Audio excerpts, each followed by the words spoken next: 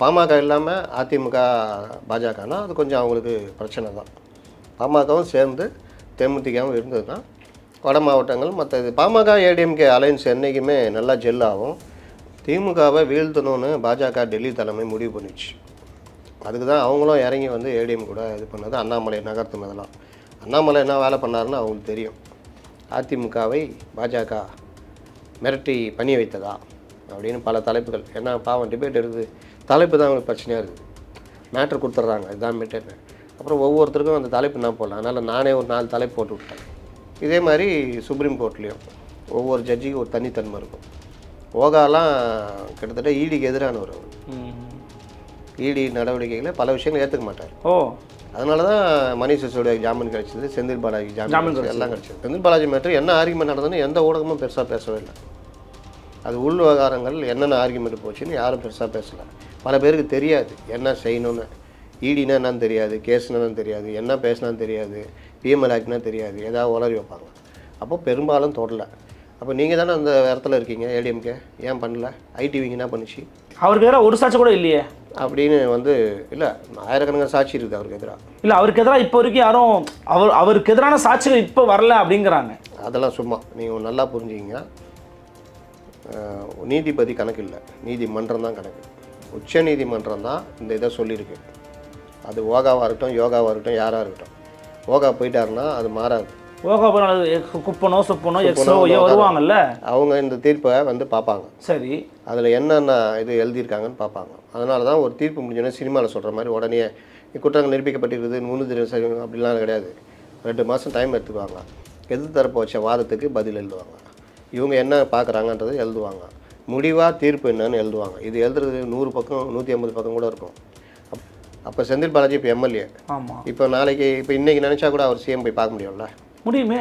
உதயநிதியை பார்க்க முடியும்ல? ஆமாம். Even is not a minister now, அவரால் எல்லா ஆக்சஸும் பண்ண முடியும். அப்போ ஒரு எம்எல்ஏன்றதுக்கு 2 பேரும் எம்எல்ஏ தான். கடைக்கோடியில் இருக்க ஒருத்தர் எம்எல்ஏ தான், இவரும் எம்எல்ஏ தான்.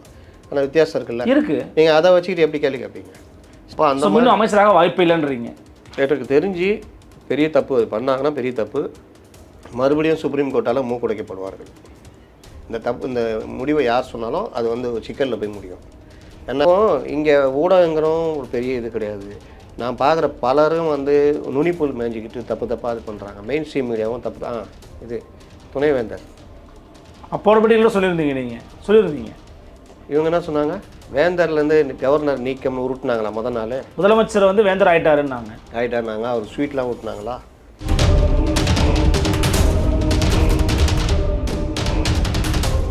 அன்னை பர்னிச்சர்ஸ், அன்னை திருமண சீர்வரிசை பொருட்கள், டிவி, ஃபிரிட்ஜ், வாஷிங் மெஷின் உள்ளிட்ட 200க்கும் மேற்பட்ட பொருட்கள் அடங்கிய திருமண சீர்வரிசை ரூபாய் 99,000 மட்டுமே. தமிழகம் முழுவதும் இலவச டோர் டெலிவரி. தொடர்புக்கு 7550014440 9345044044. நிம்மதி property management. Contact 7667008999. Fourth estate Tamil நேயர்களுக்கு அருள்மொழிவர்மனின் அன்பார்ந்த வணக்கங்கள். இது உங்கள் ஃபோர்த் எஸ்டேட் தமிழ் வழங்கும் பெருதனும் பெருதுகள் நிகழ்ச்சி. இன்றைக்கு நம்மோடு மீண்டும் இணைகிறார் மூத்த பத்திரிகையாளர் மரியாதைக்குரிய திரு முத்தலீஃப் அவர்கள். வணக்கம். வணக்கம். எப்படி இருக்கீங்கன்னா? நல்லா இருக்கேன்.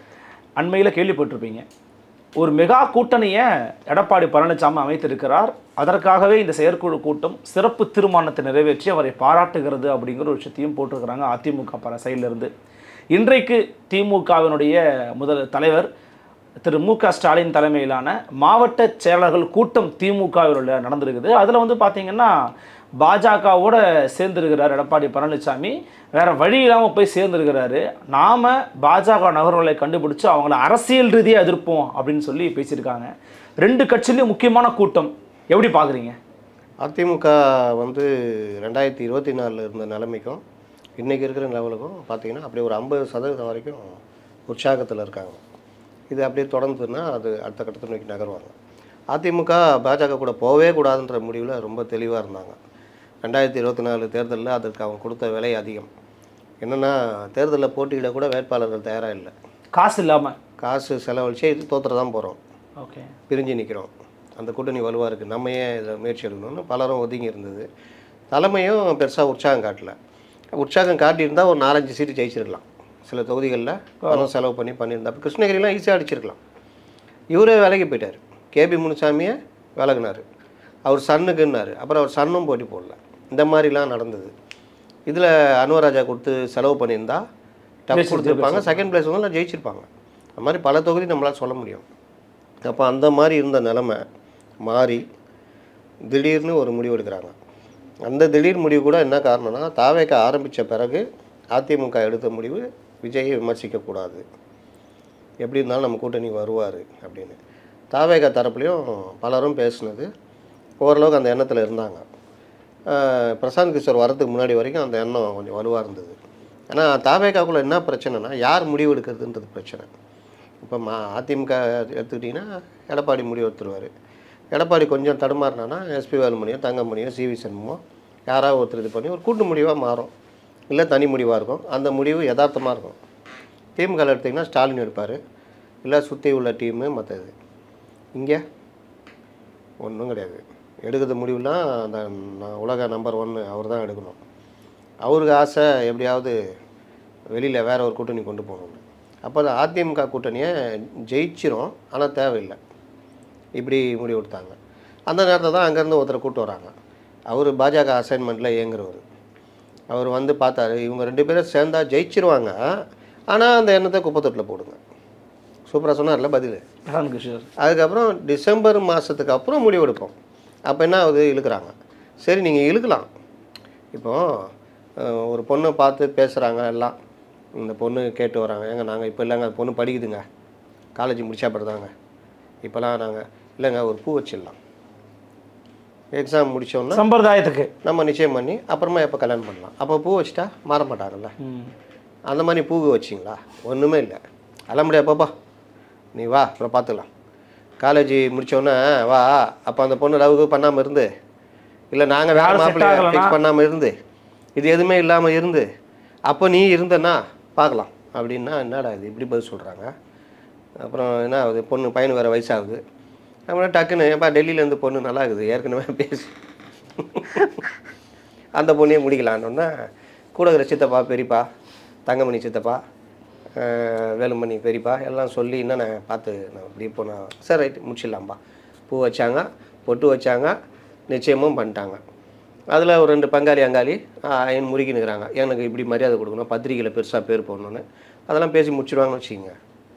பிரிந்திருந்த உறவுகள் என்னை அப்போவே திட்டாங்க, அதெல்லாம் நீங்கள் பார்க்காதீங்க, நாங்கள் எங்கள் வீட்டு சைடில் பத்திரிக்கை வச்சு நாங்கள் பார்த்துக்குறோன்னு டிடிவி ஓபிஎஸ் எல்லாம் கிட்டத்தட்ட அப்போ அந்த கூட்டணி ஸ்ட்ராங் ஆகுது. அப்போது தாவேகா என்ன ஆச்சு, ஒன்றும் இல்லாமல் தனி மரமாக போச்சு. இந்த மாதிரி சூழ்நிலை தான் அவங்க அங்கே போகிறாங்க. ஆனால் அந்த கூட்டணி ஸ்ட்ராங்கான கூட்டணின்றதில் யாரும் மறுக்க முடியாது. ஏன்னா 2021 அவ்வளோ பிரச்சனை இருந்து பல தடவை பேசியிருக்கோம், 39% வாங்கினாங்க. இல்லை, ஆனால் மெகா கூட்டணி அமைத்த எடப்பாடி பழனிசாமிக்கு பாராட்டு அப்படிங்கிறது அமைப்பதற்கு முன்பாகவே எடப்பாடி ஐயாவுக்கு வந்து ஒரு பாராட்டை கொடுக்குறாங்களோ, அப்படி ஒரு பூஸ்ட் பண்ணுறாங்களோ அப்படி கேட்குறேன். நீங்கள் மேஜர் இது முடிஞ்சிச்சு, இதை நீங்கள் மெகா கூட்டணி ஒத்துக்கிறீங்களா? ஆமாம், நீங்கள் மேஜர் முடிஞ்சிச்சிங்க. ஓகே, பிஜேபி கூட முடிஞ்சிச்சு. அடுத்து என்னென்னா பாமக அண்டு தேமுதிக தான். பாமக தேமுதிக வந்து பாமக வந்து இதை இப்போ இந்த சாதி வாரி கணக்கெடுப்பாதுன்னு அவங்க கொஞ்சம் வேறு மாதிரி இழுத்து பார்த்தாங்க. அப்புறம் அவங்களுக்குள்ளேயே பிரச்சனை வந்துச்சு. திமுகக்குள்ளேயே என்ன ரிப்போர்ட் போட்டாங்கன்னா, பாமகவை நீங்கள் உள்ளே கொண்டு வந்தீங்கன்னா இந்த கூட்டணி செதறும், இது செதறிச்சுன்னா ஒருவேளை விஜய் ஸ்ட்ராங் ஆகிறதுக்கு வாய்ப்பு இருக்குது. ஒருவேளை திரும்ப வெளியே போகிறாருன்னா சிபிஎம் கூட சேர்ந்து கூட்டு போகிறாரு, அந்த மாதிரி ஏதாவது ஒன்று ஆச்சுன்னா கூட்டணி செதறும், இருக்கிற கூட்ட கலைச்சி விட்ற மாதிரி ஆகும். அதனால் யோசிங்கன்னொன்னே அந்த முடிவில் அவங்க ஸ்டாப் பண்ணிட்டாங்க. இப்போ ராமதாஸுக்கு வேறு வழி கிடையாது. ஏன்னா கொஞ்சம் இன்னும் 1 வருஷம் இருக்குல்லங்க, இழுக்கலாம்ல, அப்படியே இழுத்து சீட்டை கொஞ்சம் அதிகப்படுத்திக்கலாம், மற்ற விஷயங்கள்லாம் இருக்குது. தேமுதிகவும் அதே கதை தான், என்ன இப்படி பண்ணிட்டாரு அப்படி பண்ணிட்டாரு, சீட்டு தராமல் போனார், அது முறுக்கினா அப்புறம் வேறு சேனலில் பேசுகிறாங்க, அவங்களுக்கு வேறு வழி கிடையாது. இப்போ பொதுக்குழு செயற்குழு கூட்டி பையனை வந்து இளைஞர் தலைவர் அது வந்து அவங்க உயிரோட இருக்கிறாங்க காமிக்கினாங்க. நீங்கள் என்னங்க நீங்கள் கட்சி இப்படி அப்படியே அசைஞ்சிட்டு இருந்தால் தான். நீங்கள் ஒரு பொண்ணை லவ் பண்ணுறீங்கன்னா அப்படியே அந்த தெரு வழியாக போகணும், சைக்கிளில் போகணும், அப்படி பெல் அடிக்கணும், அதெல்லாம் அந்த காலம். இப்போலாம் ட்விட்டரில் இது பண்ணணும், டிஎம் போகணும், இந்த மாதிரிலாம் ஸ்டாக்கிங் பண்ணக்கூடாதுண்ணா இப்போலாம். அது மாதிரிலாம் பண்ணணும். ஏதோ அந்த பொண்ணு பார்வையில் போடுற மாதிரி 2 பிக்சர் போடணும், அப்படி இப்படின்னு பண்ணணும், பைக் ரேசிங் பண்ணணும், பந்தா காட்டணும். எதுவுமே இல்லாமல் கம்முன்னு இருந்தீங்கன்னா எவன் காட்டுறான்னா அவங்க தட்டிட்டு போயிடுவாங்க. இதுதான் உலகம். அதனால் இவங்க இளைஞர் அணி கூட்டம், கேப்டன் மோதிரம், பேட்டி, மச்சான் பொருளாளர், அது அப்புறம் பாமகவும் இந்த இது நடத்த போகிறாங்க, சித்திரை திருவிழா ஆடுன்னு நகர்த்துவாங்க. ஓகே, இப்போ மெகா கூட்டணியே இவங்களாம் சேர்ந்தாதான் அமைக்க முடியும்னு நீங்க ஒத்துக்கிறீங்களா? ஆமாம், அப்ப இவங்களாம் சேர்ந்தாதான் மெகா கூட்டணி இல்லையா அது? கண்டிப்பாக. அப்போ பாமக இல்லாமல் அதிமுக பாஜகனா அது கொஞ்சம் அவங்களுக்கு பிரச்சனை தான். பாமகவும் சேர்ந்து தேமுதிகவும் இருந்ததுன்னா வட மாவட்டங்கள் மற்ற இது பாமக ஏடிஎம்கே அலையன்ஸ் என்றைக்குமே நல்லா ஜெல் ஆகும். அது வட மாவட்டங்களில் அப்படி கொங்குல கூட பெருளவில் உங்களுக்கு ஒரு டாமினேட் பண்ணும். அது ஒரு நல்ல ஒரு இது. ப்ளஸ் தேமுதிக இருக்குது, அதுனா அது மிச்ச சர்ச்சை எதுவும் 2000-3000 அடிப்படுதுன்னா அதெல்லாம் கொஞ்சம் ஈடுகட்டும். இது இல்லாமல் கொஞ்சம் அந்த இவர் தேவேந்திர குல வேளாளர் இது கிருஷ்ணசாமி, ஜான் பாண்டியன், கிருஷ்ணசாமி, அதுக்கப்புறம் பழைய ஆட்கள் டிடிவி, ஓபிஎஸ் இவங்களை உள்ளே கொண்டு வந்துட்டோம். மெகா அதிமுக வலுவடைந்து விட்டது அப்படின்னு காமிச்சா இந்த மிருகங்க சண்டை போடும்போது பார்த்துருக்கீங்களா, அங்கே அப்படி தூக்கிக்கும். சாதாரணமாக இருக்கிற மிருகம் அப்படி தூக்கிக்கும். எதுக்குன்னா எதிராளி பயமுறுத்துறதுக்கு. அந்த மாதிரி அதிமுக பலம் ஆயிடுச்சுன்னு அப்படி ஒரு இது காமிச்சா எதிராளி பயப்படுவாங்க. இல்லைனா இப்போ ஜேபி நட்டாவோட வருகையாக இருக்கட்டும், பாஜகவுக்குள் நடந்து கொண்டிருக்கக்கூடிய மீட்டிங்காக இருக்கட்டும், இதெல்லாம் எதை சார்ந்து இயங்கி கொண்டிருக்குன்னு நினைக்கிறீங்க? இந்த கூட்டணியில் பிஜேபியோட ரோல் எப்படி இருக்குன்னு பேச போகிறாங்களா? எவ்வளோ சீட்டு வாங்க போகிறோன்னு பேச போகிறாங்களா? இல்லை திமுகவை வீழ்த்துறதுக்கு யாரெல்லாம் சேர்க்கணுமோ சேர்ப்போம் அப்படின்னு பேச போகிறாங்களா? என்ன நடந்துகிட்டு இருக்குண்ணா உள்ள? திமுகவை வீழ்த்தணும்னு பாஜக டெல்லி தலைமை முடிவு பண்ணிடுச்சு. அதுக்கு தான் அவங்களும் இறங்கி ஏடிஎம் கூட இது பண்ணது, அண்ணாமலை நகர்த்துனதெல்லாம். அண்ணாமலை என்ன வேலை பண்ணாருன்னு அவங்களுக்கு தெரியும். அண்ணாமலை என்ன தான் பிஜேபியில் ஸ்பீடாக பண்ணாலும் அவரு சில வேலைகள் பண்ணி விட்டார். அது திமுகவுக்கு சாதகமாக போச்சுன்னு தெரியும். அண்ணாமலை நகர்த்துனதுக்கு அது ஒரு காரணம். இப்போ நயினாரை கொண்டு வந்ததும் அது ஒரு காரணம். இந்த கூட்டணி ஒரு இலகுவான கூட்டணியாக இருக்கணும் அப்படின்றது. எல்லாத்துக்கும் மேலே பிஜேபிக்கு ஒரு இது இருக்கும்ல, நம்ம இங்கே இதான் சான்ஸ், இந்த சான்ஸை விட்டோன்னா வேறு இது கிடைக்காது. அப்போ ஏடிஎம்கேவும் கொஞ்சம் ஒரு லெவல் இறங்கி வந்துட்டாங்க.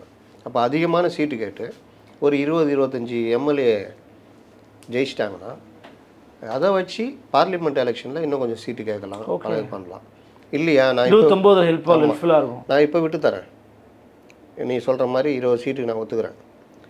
பார்லிமெண்ட்டில் எம்ஜிஆர் ஃபார்முலா வச்சுக்கலாம், 24-12ன்னு அந்த மாதிரி பேசலாம்ல. இல்லை ஆளுக்கு பாதி வச்சுக்கலாம், ஐயோ அந்த மாதிரி பேசலான்ற வாய்ப்புகள். அப்போ இதை பயன்படுத்த தான் பார்க்கும் பாஜக. அப்போ அந்த மாதிரி பயன்படுத்தி தான் நீங்கள் வெஸ்ட் பெங்காலில் மற்ற இடங்கள்லாம் அவங்க வளர்ந்துருக்காங்க. இதில் நம்ம ஒடிசாவில் ஆக்சுவலாக பிஜு பட்நாயக் கூட சேர வேண்டியது, கடைசி டைமில் வேணான்னு முடிவு எடுத்து தனியாக நிலை ஆட்சியை பிடிச்சிட்டாங்க. அப்போ அந்த மாதிரி விஷயங்கள்லாம் அவங்களுக்கு இருக்குது. அதனால் பாஜகவும் தன்னை வளர்த்துக்கொள்ள பார்க்கும்ல. அதுக்கு தான் நட்டா வர்றது, கூட்டம் போடுறது, நிர்மலா சீதாராமன் வர்றது, பண்ணுறது எல்லாம் பண்ணுவாங்க.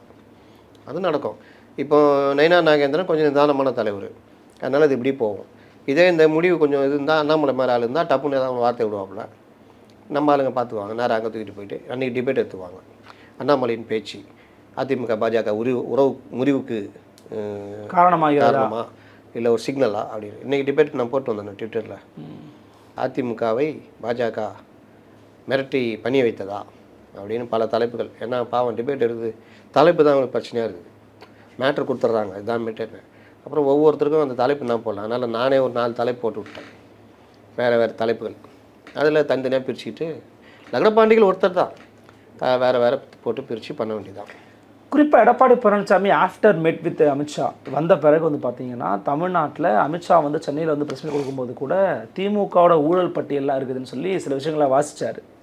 அந்த மாதிரி விஷயங்கள் நடந்த பிறகு பார்த்தீங்கன்னா இன்றைக்கி தமிழ்நாட்டில் 2 அமைச்சருடைய வித்ட்ராவலாக இருக்கட்டும், அதன் பிறகு பல முக்கியமான அமைச்சர்கள் மீதான பழைய வழக்குகளை தூசு தட்டி மீண்டும் மறு ஆய்வுக்கு பண்ணுங்கன்னு சொன்னதாக இருக்கட்டும், இதெல்லாம் பார்க்கும்போது திமுகவுக்கு ஒரு நெருக்கடி இப்போ இந்த நேரத்தில் உருவாவது இயற்கையானதுன்னு எடுத்துக்கொள்ள வேண்டுமா, அல்லது உங்களுடைய கருத்து என்ன?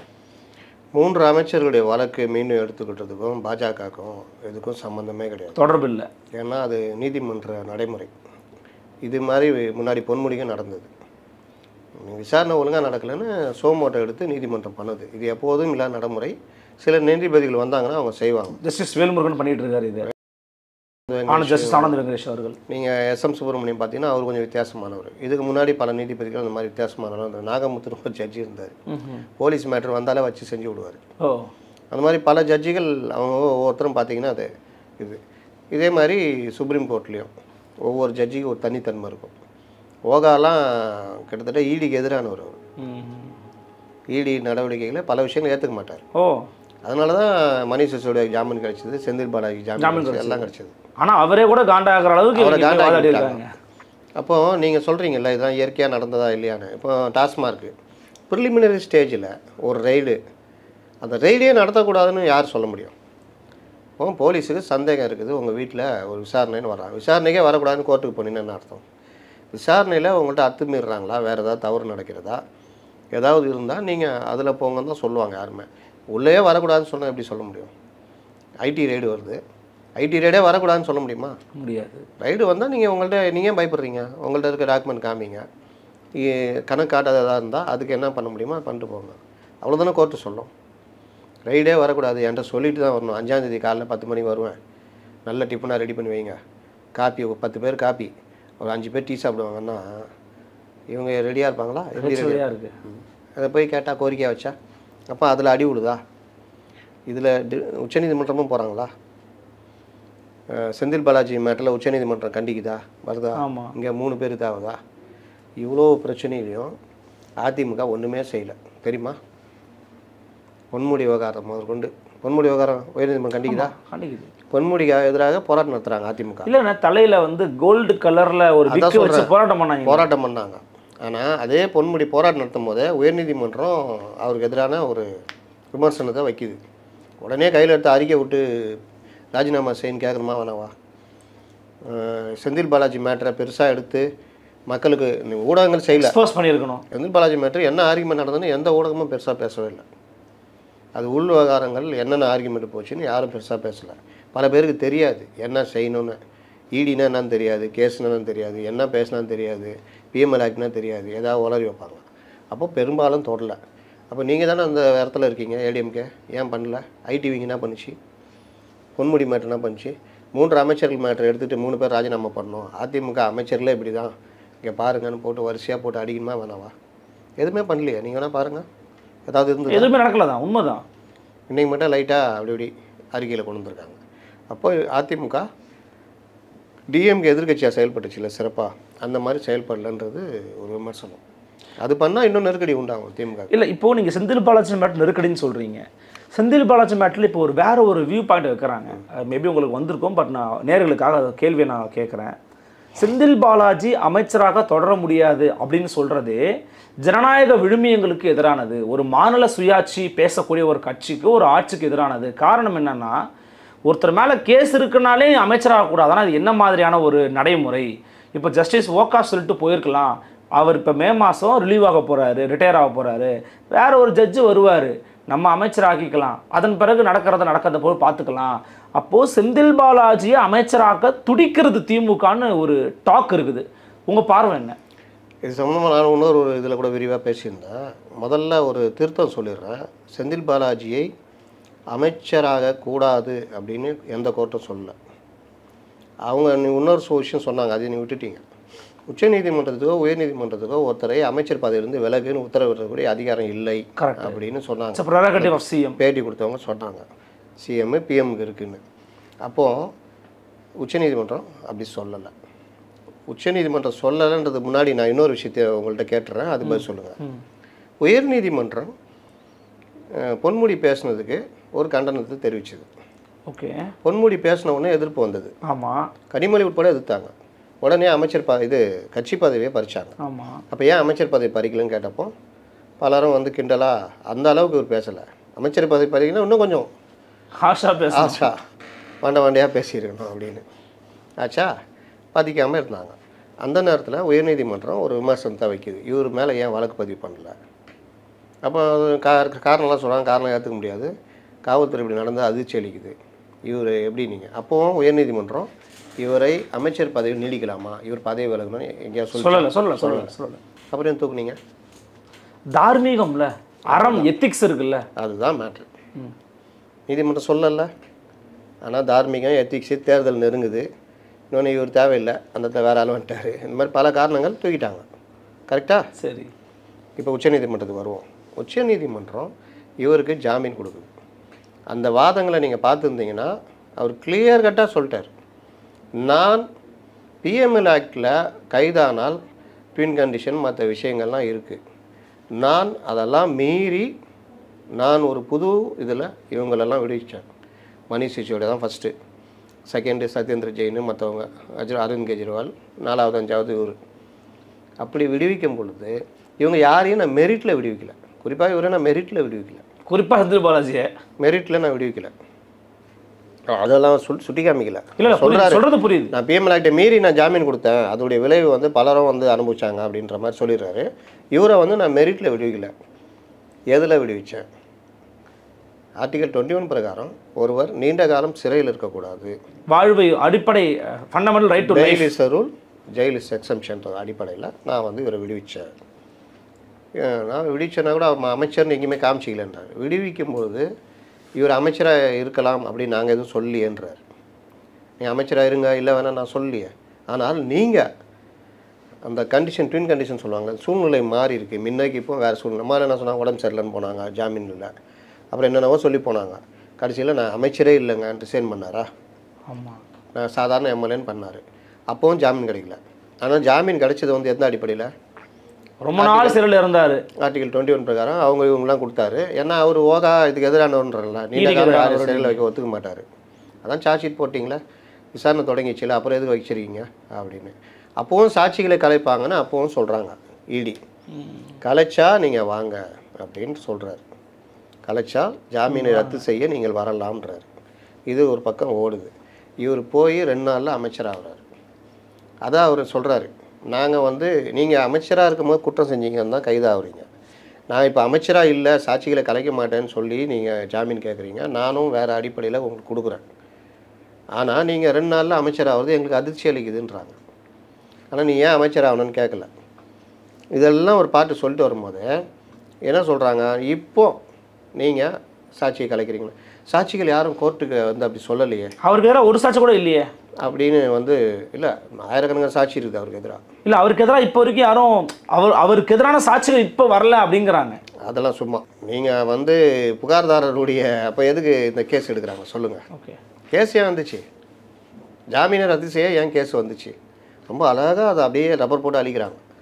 கேஸு மறுபடியும் வருது இல்லை அவங்கள்ட்ட. அவங்க ஏற்கனவே சொல்கிறாங்க கேஸு மறுபடியும் வருது. வரும்போது ஜாமீனை இதுக்கெல்லாம் நான் ரத்து செய்ய மாட்டேன், ஆனால் இவர் அமைச்சராக இருக்கணுமான்னு நீங்கள் சொல்லுங்கள் அப்படின்ட்டு விட்டுறாங்க. ஜாமீன்லாம் ரத்து பண்ண முடியான்றாங்க. ஏன்னா இதை வச்சா அதே மாதிரி மணி சிசோட ரத்தாகும், ஒவ்வொருத்தர் ரத்தாகும். அதனால் வேணான்னு விட்டுறாங்க. இன்னொரு வாதமாக வைக்கிறாங்க, கெஜ்ரிவாலுக்கு சொன்னார் அது மாதிரி இவர் சொன்னாரான்னு. அப்படி சொல்லணும்லாம் அவசியம் இல்லை. அதான் உங்களை தான் நீங்கள் எம்எல்ஏவே இல்லையே. நீங்கள் கெஜ்ரிவால்னா முதலமைச்சர், அவங்க ஜாமீன் கொடுக்கும்போது முதலமைச்சர், அதனால சொல்கிறாங்க. நீங்கள் அமைச்சரே இல்லையே, அதனால் அவங்க அதை எதுவும் கண்டுக்கலை, முடிஞ்சு போச்சு. இப்போது கோர்ட்டில் மறுபடியும் வர்றாங்க, சாட்சிகளை கலைக்கிறாரு, ஒரு முக்கியமான அரசு தரப்பு சாட்சி, அதுக்கு பிறகு வரவே இல்லை அப்படிலாம் வைக்கிறாங்க. இது வைக்கும் பொழுது நீதிமன்றம் அதை நம்புகிறது. முதல்ல அதை ஒன்று புரிஞ்சுக்கங்க. பிஎம்எல் ஆக்ட்லேயே நீங்கள் வெளியில் வரணும்னா நீதிமன்றம் உங்களை நம்பணும், குற்றமற்றவர், இவர் மேலே வீண் பழி சுமந்து நம்பணும். முன்ன பிஎம்எல் ஆக்டில் இருக்குது, நீங்கள் மெரிட்டில் அது வரணும், அப்படி தான் வர முடியும்.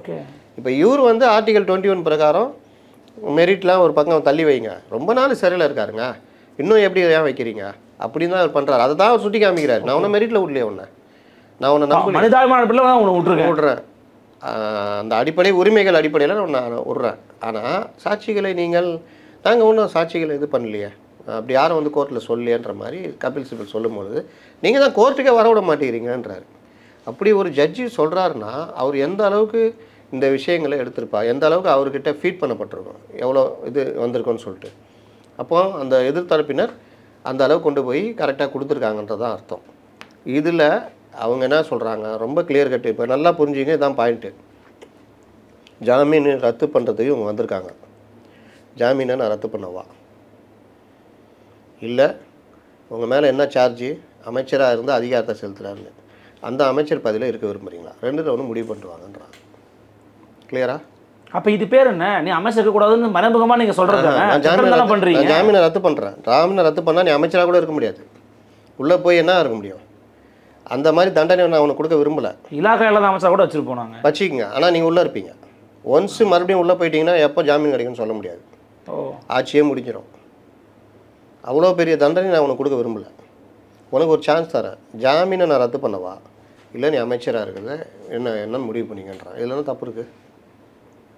இன்னொன்று சொல்கிறேன், இந்த இவங்க வந்து அதனால தான் 2 சீனியர் கவுன்சில் இருந்து அப்புறம் இவங்க 2 நாள் டைம் கேட்டு அந்த 2-3 நாளில் இவங்க விசாரித்து எல்லாம் பண்ணி இல்லை இந்த விஷயம் டெட் எண்டு கொண்டு நம்மளே நிப்பாட்டிட்டோம், இதற்கு பிறகு நம்ம வேறு எதாவது பண்ணால் அது இன்னும் கொஞ்சம் சீரியஸ் ஆகும், அதனால் வேணாம் அப்படின்னு இன்னும் சில பேர் சொல்லியிருக்கலாம். ஜூன் மாதத்துக்கு அப்புறம் அவர் போன பேர் பதவி ஏற்றுக்கலான்னு.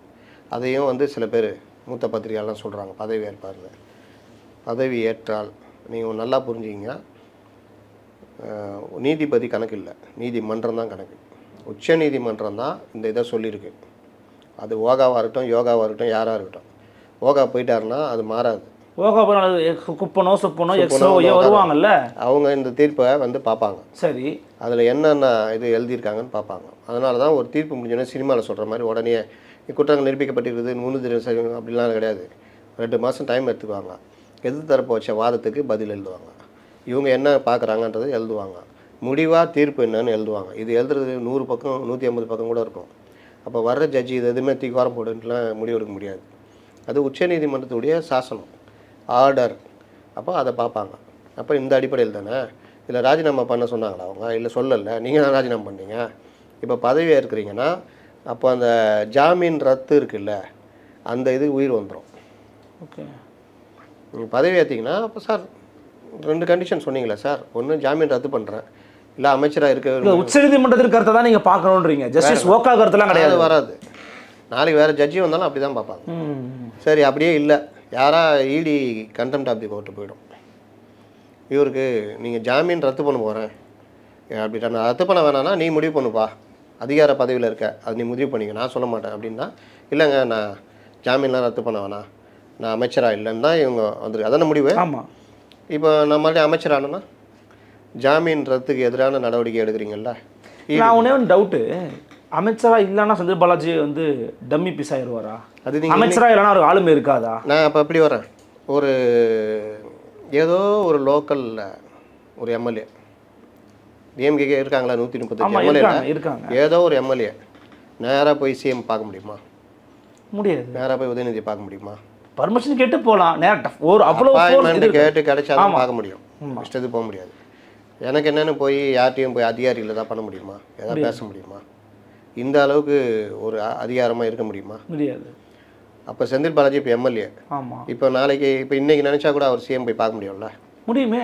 உதயநிதியை பார்க்க முடியும்ல? ஆமாம், even is not a minister now, அவரால் எல்லா ஆக்சஸும் பண்ண முடியும். அப்போ ஒரு எம்எல்ஏன்றதுக்கு 2 பேரும் எம்எல்ஏ தான், கடைக்கோடியில் இருக்க ஒருத்தர் எம்எல்ஏ தான், இவரும் எம்எல்ஏ தான். ஆனால் வித்தியாசம் இருக்குல்ல இருக்கு. நீங்கள் அதை வச்சுக்கிட்டு எப்படி கேள்வி கேட்பீங்க? செந்தில் பாலாஜி வச்சுக்கிட்டு நீங்கள் கேள்வி கேட்குறீங்க, இவர் எம்எல்ஏ மினிஸ்டர் இல்லைனாலும் அதிகாரம் செலுத்துவாருன்னு. கோர்ட் அப்படிலாம் பார்க்காது. அமைச்சராக இருந்தால் அதுக்குரிய அதிகாரம் இருக்குது, அது அமைச்சராக இல்லாமல் எம்எல்ஏவாக இருந்தால் அதுக்கு ஒரு அதிகாரம் இருக்குது. அப்படி தான் கோர்ட்டு பார்க்கும். ஓகே, நீங்கள் அதுக்கப்புறமா நீங்கள் பண்ணுறீங்கன்னா ஜாமீன் ரத்து ஆகலாம். ஸோ மீண்டும் அமைச்சர் ஆனாருன்னா அவர் ஜெயிலுக்கு போக தான் வாய்ப்பு இருக்குன்றீங்க. ஈடி என்னங்க பண்ணும்? சும்மா இருக்க மாட்டாங்க. அந்த கண்டிஷனை மீறாரு கண்டெம்ட் ஆஃப் தி கோர்ட் தான் போவாங்க. ஓகே, இன்னும் சில பேர் ரெடியாக இருக்கிறாங்க, வந்தால் நானே போவேன்றாங்க, நாங்களே கண்டெம்ட் ஆஃப் தி கோர்ட்டு போவோன்றாங்க. அப்போ அந்த மீண்டும் அமைச்சராக வாய்ப்பு இல்லைன்றீங்க. எனக்கு தெரிஞ்சு பெரிய தப்பு அது பண்ணாங்கன்னா பெரிய தப்பு, மறுபடியும் சுப்ரீம் கோர்ட்டால் மூக்குடைக்கப்படுவார்கள். இந்த முடிவை யார் சொன்னாலும் அது வந்து சிக்கலில் போய் முடியும். ஏன்னா பெரும்பாலும் எனக்கு தெரிஞ்சு இந்த ஓராண்டு ஈராண்டில் தப்பாக பலரும் முடிவு சொல்லி தப்பாக வாங்கி கட்டிட்டு தான். யாராவது போய் டாஸ்மார்க் ரேடு தப்புன்னு இங்கே போனால் இப்போ சுப்ரீம் கோர்ட்டு போகிறான்றாங்க, அங்கேயும் தான் சொல்லுவாங்க. அவங்க விசாரணை பண்ணதை நீங்கள் எப்படிங்க தப்புன்னு சொல்லி சொல்லுவீங்க? அவங்களுக்கு அந்த உரிமை இருக்குது, நீங்கள் ப்ரொசீட்ருவாங்க. ஆனால் இப்போ சொல்லி போய் அது கூட விட்டுருங்க. இந்த வக்ஃப் போர்டு மசோதா மேட்டரில் இவர் ஒன்றும் பெட்டிஷனராக போய் வாதாடல, டிஎம்கேவும் பெட்டிஷனராக ஒரு ஆள் வாதாடினதான் கபில் சிபல் மற்றவங்க மனு சிங்வி. ஆனால் இங்கே வந்துட்டு பெருசாக இது பண்ணாங்க. 2வது இடைக்கால தடை வாங்கிட்டேன்னு உருட்டினாங்க.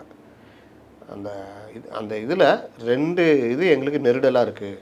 நிலத்தை நீங்கள் அளவீடு செய்கிறீங்கல்ல, அதாவது எதெல்லாம் வக்ஃப் போர்டு இடம் அப்படின்னு நீங்கள் இதுக்கப்புறம் சட்டம் வந்த பிறகு ஒரு லிஸ்ட் அவுட் பண்ணுறதில்ல, நீங்கள் ஆவணங்கள் இல்லைன்னா எனக்கு என்னன்னு நீங்கள் முடிவெடுத்தால் அது வந்து வக்ஃப் போர்டு இதை பாதிக்கும். அப்போ தாந்தோன்றித்தனமாக நீங்கள் முடிவெடுக்கிறத நாங்கள் அனுமதிக்க மாட்டோம். இப்போ இந்த உச்சநீதிமன்றம் வக்ஃப் போர்டு இடத்துல கட்டப்பட்டது, இதுக்கு ஆவணம் இல்லை, 100 வருஷத்துக்கு மேலே ஆகுது, ஆவணம் இல்லை அப்படின்னா நீங்கள் எடுத்துக்குவீங்களா? கவர்மெண்ட்டு இது வக்ஃப் போர்டு இடம் இல்லைன்னு சொல்லுவீங்களா? அப்போ அதில் சில நீக்கு போக்குகளாக நீங்கள் செயல்படணும். இது வந்து நீங்கள் கொண்டு வந்திருக்க இது வந்து அது மாதிரி இல்லை, தந்தோன்றித்தனமாக டக்குன்னு நிலத்தை பிடுங்குற மாதிரி எங்களுக்கு தோணுது. இதுக்கு நாங்கள் இன்டீம் ஸ்டே கொடுக்க போகிறோம். அதுக்கப்புறம் வக்ஃப் போர்டு கவுன்சிலில் நான் முஸ்லீமை மெம்பராக போடுறீங்க, அது ஒரு ஏதோ உள்நோக்கம் இருக்கிற மாதிரி தெரியுது, அதுக்கும் நாங்கள் இன்டீம் ஸ்டே கொடுக்க போகிறோம். பல இது இருக்குது, அதில் இது 2 மட்டும் அவங்க சொல்கிறாங்க. அவர் என்ன துஷார் மேத்தா என்ன சொல்கிறாரு, இல்லை இந்த 2 நீங்கள் இன்டீம் ஸ்டே கொடுக்க வேணாம், நாங்களே நிறுத்தி வச்சுக்கிறோம், எல்லா ஸ்டேட்டுக்கும் ஸ்டாப் சொல்லிடுறோம். உடனே கோர்ட் என்ன சொல்லுது, எல்லா ஸ்டேட்டுக்கும் இதை நீங்கள் சொல்லி இது வந்து செயல்படக்கூடாது, இந்த 2 தவிர நீங்கள் இது பண்ணீங்க, இது 2 பண்ணக்கூடாது. அடுத்த ஏரிங்க மே 5 அன்றைக்கி 5 பெட்டிஷனர் மட்டும் தான் வரணும். இது என்ன இடைக்கால தடை? இது ஒத்துக்கிட்டதின் பேரில் ஒரு ஆர்டர் போடுறாங்க, அது எப்படி இடைக்கால தடையாகும்? கொண்டு வந்து உருட்டினாங்களா? அப்புறம் இன்னொரு மேட்டரில் ஏதோ ஒரு மேட்டரில் இதே மாதிரி தான் உருட்டினாங்க. அப்போது இங்கே ஊடகங்களும் ஒரு பெரிய இது கிடையாது. நான் பார்க்குற பலரும் வந்து நுனிப்புல் மேய்ஞ்சிக்கிட்டு தப்பாக இது பண்ணுறாங்க. மெயின் ஸ்ட்ரீம் மீடியாவும் தப்பு தான். இது துணைவேந்தர் அப்போடபடியில் சொல்லியிருந்தீங்க. இவங்க என்ன சொன்னாங்க, வேந்தர்லேருந்து கவர்னர் நீக்கம்னு உருட்டினாங்களா? நாள் முதலமைச்சர் வந்து வேந்தர் ஆகிட்டாருன்னாங்க. அவர் ஸ்வீட்லாம் ஊட்டினாங்களா? மறுநாள் என்னாச்சு? அப்போ ஏன் நுனிப்புல் மேய்கிறீங்க? இதுதான் பிரச்சனை. கோர்ட்டு இது எல்லாமே நீங்கள் முதல்ல ஆர்டர் காப்பி வர்ற வரைக்கும் நீங்கள் எதுவுமே பண்ண முடியாது. ஆர்டர் காப்பி வாங்கி படித்து பார்த்து அதில் என்ன சொல்லியிருக்காங்க அதை தான் நீங்கள் மீடியாக்கள் வெளியில் பண்ணணும். உணர்ச்சிவயப்படுறது, பிரேக்கிங் போடுறது, எனக்கு என்னென்னு போடுறது, அப்புறம் வெக்கமே படாமல் மறுநாள் அதுக்கு எதிராக போடுறது. நம்ம துணைவேந்தர் வேந்தர் இவர் இல்லைன்னா எப்படி துணைவேந்தர் மாநாட்டை கூட்ட முடியும்? அதுலேயும் பாருங்கள், அங்கே கூட்டம் ஊட்டியில் நடக்குது, ஒரு துணைவேந்தர் கூட போல நியூஸ் போட்டாங்க. இல்லை பாதிக்கு மேலே போயிருக்காங்க, பாதிக்கு மேலே 30க்கு பேர் மேலே கலந்துருக்கிறாங்க, தினமணில் செய்தி போட்டிருக்காங்க. இவங்க எப்படி போட்டாங்க, கவர்னரே புறக்கணிச்சார்ன்ற மாதிரி போட்டாங்க, கவர்னரே வரல அப்படின்னு. அதனால தான் கடுமையாக அவங்க கண்டித்து ஒரு ட்வீட் பண்ணாங்க, செய்தி ஃபோட்டோஸே போட்டாங்களே. எத்தனை பேர் பங்கெடுத்தாங்கன்னா ஃபோட்டோஸே வந்துச்சு. ஏங்க நான் முதல்ல போட்டுருவாங்க, கொஞ்ச நேரம் பொறுத்து வெக்கப்படாமல் அதையும் போடுவேன். புரியுதா சொல்கிறது? இன்றைக்கி மீடியா அப்படி ஆயிடுச்சு. ஓகே, விஜய் தலைமையில் தான் கூட்டணின்னு நான் போடுவேன், வெக்கப்படாமல் மறுநாள் வேறு ஒன்று போடுவேன். 20% விஜய்க்கு ராஜநாயகம் சொன்னார் நான் போடுவேன். அதே ராஜநாயகம் மறுநாள் சொல்லுவார், நான் அப்படிலாம் சொல்லலைங்க, 7%லேருந்து 9% தான் நான் சொன்னேங்கன்னு. அதையும் நான் வெக்கம் இல்லாமல் எடுத்து போடுவேன். பிரசாந்த் கிஷோர் 20% விஜய்க்குன்னு சொன்னார்னு பிரசாந்த் கிஷோர் நான் சொல்லலைங்கன்னு, அதையும் வெக்கப்படாமல் போடுவேன். இன்றைக்கி அந்த மாதிரி மரத்து போயிடுச்சு, தோல் தடிப்பாகிடுச்சு அவங்களுக்கு.